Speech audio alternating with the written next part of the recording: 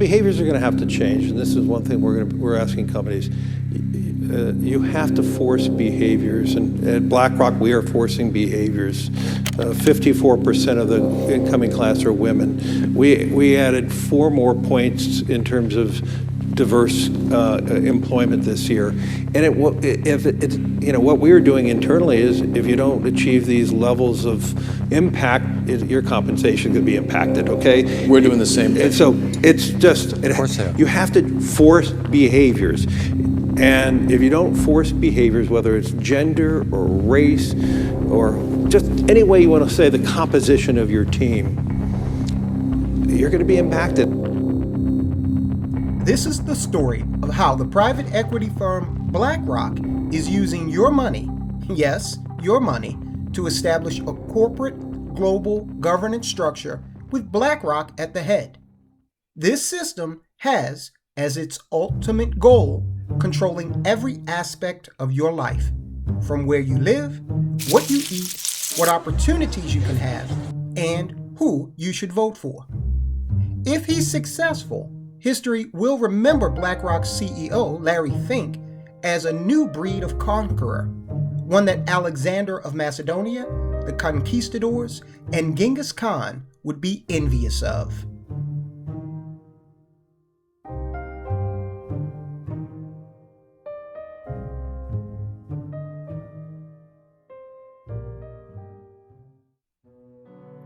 In order to pursue an agenda of world domination, you have to be insane or have a tremendous amount of money and power. BlackRock has more money under management than the annual budgets of the European Union, China, and the United States combined. In fact, as of mid-2023, BlackRock has an astonishing $9 trillion under management. But how did they accomplish that? Hang on, we'll get there. When it comes to raw influence, BlackRock is more powerful than the United States Congress.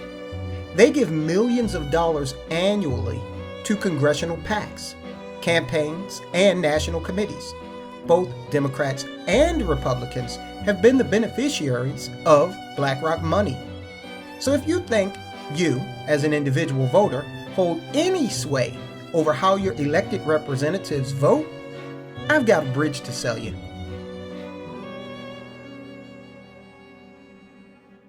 BlackRock's board consists of an international coven of corporate leaders spanning every important industry from communications, high finance, academia, to consumer goods. The company's C-suite is a who's who of finance industry luminaries with resumes and Rolodexes that would choke a horse. To say the company is connected would be a monumental understatement. In fact, Larry Fink has a direct line to presidents, kings, and prime ministers. Back in 2020, he met personally with Volodymyr Zelensky to discuss investing in the rebuilding of Ukraine. In 2021, Fed Chair Jerome Powell reached out to Fink to discuss staving off a U.S. financial collapse. But things weren't always so rosy for Larry Fink.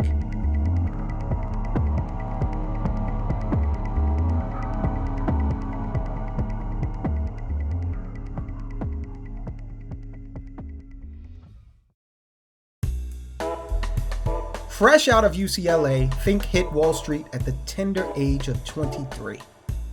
Landing at first Boston as a bond trader, within 10 years, he had made a name for himself in the debt securitization market, separating bundled loans and then reselling those loans to investors. At the time, these collateralized debt instruments were a cutting-edge financial idea.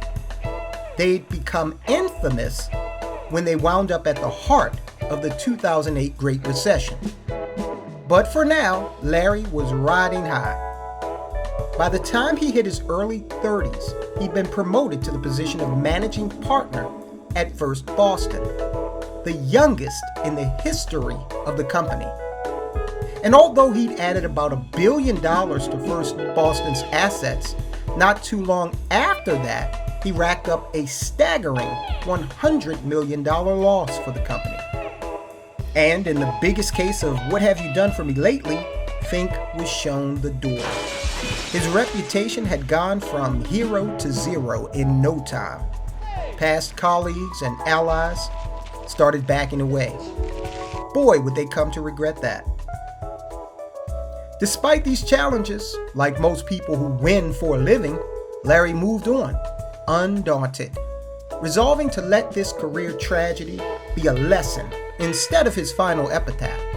By his mid-30s, he co-founded the Blackstone Group alongside partner Steven Schwartzman. Together, they turned a $5 million line of credit into $20 billion under management in just 6 short years. But in a tale as old as time itself, two alpha dogs could not exist in the same yard forever. So Larry Fink separated from Blackstone and created BlackRock. In 1998, BlackRock would become a publicly traded company worth $375 million. By 2004, it had acquired Merrill Lynch, and as we noted earlier, as of mid-2023, the company was sitting on $9 trillion of assets under management.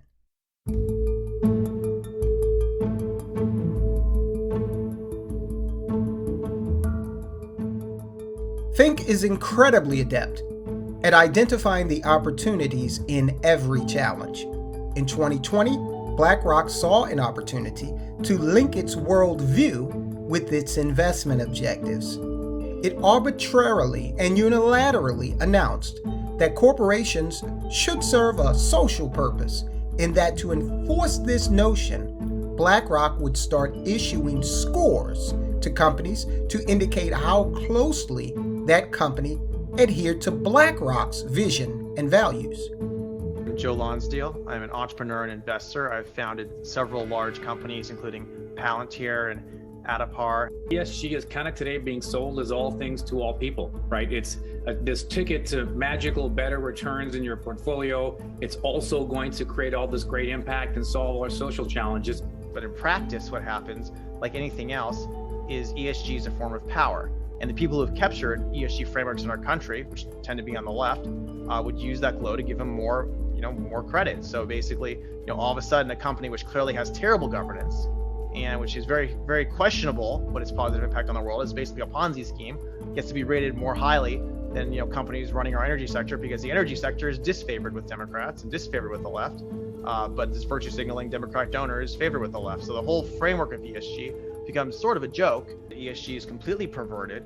And yes, this is what all these companies do. If you're in a marketing department in the Fortune 500, if you're trying to get pensions to give you money, you're going to just virtue signal all the things that the lefty pensions, the people running the pensions who tend to be tied to government unions want to hear. And so a huge part of our corporate world, a huge part of the Fortune 500 is virtue signaling to try to get free resources, to try to get basically rewarded based on the fact that a lot of institutions are now captured by these ESG frameworks. Companies that committed to hiring practices with a high degree of diversity and inclusion, no matter whether the best person for the job was hired or not, or manufacturing using green technology, regardless of whether or not that added cost to the project, were given higher scores than companies that did not adhere to such standards. Knowing this, it became clear why Budweiser risked it all on a so-called diversity ad. You may be asking, why do these companies listen to what BlackRock has to say? Well, that's because BlackRock owns healthy amounts of the company's stock. And they also have a tremendous amount of influence on all of the corporate boards of these companies. For example, even though BlackRock only owns 8% of the pharmaceutical giant Merck, you can bet your bottom dollar they hold even more sway over the company through relationships with board members, like former 3M executive Ing Thulin. 3M is another company BlackRock has an interest in. BlackRock owns precisely 7.3% of 3M. These types of cross-pollinated relationships abound for BlackRock. And there's absolutely nothing at all incestuous or unethical about it. Wink, wink, right? Your next question might be, how did BlackRock get all this money to buy up such influential amounts of shares in all of these powerful companies? Well, that's where you come in. Remember that $9 trillion under management? That's your money. Well, part of it anyway. If you have a public or private pension or defined contribution plan like a 401k or an IRA, it's likely BlackRock manages it. 35 million Americans either contribute to these BlackRock managed funds directly or have an employer contribute on their behalf. Larry Fink plans to create a world in his image using other people's money, namely yours. Genius and terrifying, all at the same time. Does ESG investing work?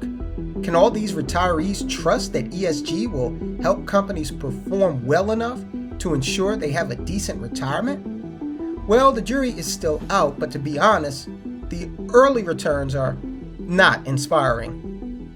According to a December 2022 report by Bloomberg, the 10 largest ESG funds by assets all posted double-digit losses, with 8 of them underperforming the S&P 500.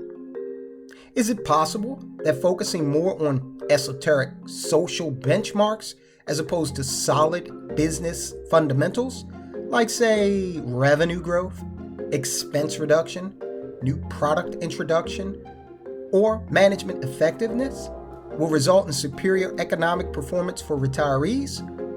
Or has Larry Fink suffered a loss of business objectivity that will eventually result in retirees not having as much money as they thought they would? One thing is for sure, BlackRock's brand of ESG is driving corporations to try and modify consumer behavior.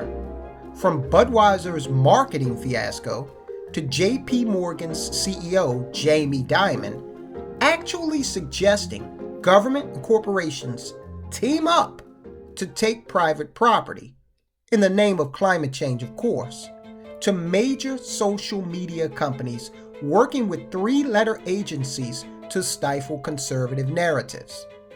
This is all rewarded with a higher ESG score from BlackRock.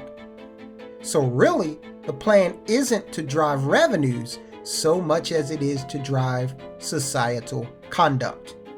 Larry Fink and BlackRock are what happens when a corporation becomes, in many ways, more powerful than a government. Unfettered by notions of accountability, you can't vote Larry out of office. He's free to use your money to fund a worldview that may not be compatible with maximizing shareholder value. But when you're sitting on top of $9 trillion and can decide the fate of companies and heads of state, who cares?